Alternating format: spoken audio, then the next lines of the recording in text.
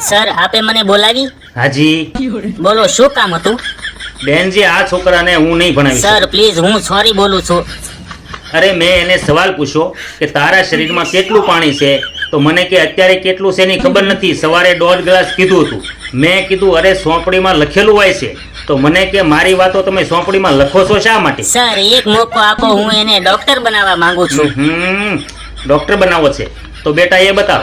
આદમીની ઉપરની દાઢ કીડો ખાઈ રહ્યો છે તો તું શું કરીશ? સરજી નીચેની દાઢ કાઢી નાખીશ. કેમ?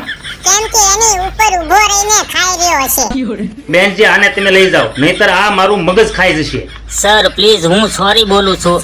તમે સવાલ પૂછો, આ વખતે સાચો જવાબ આપશે.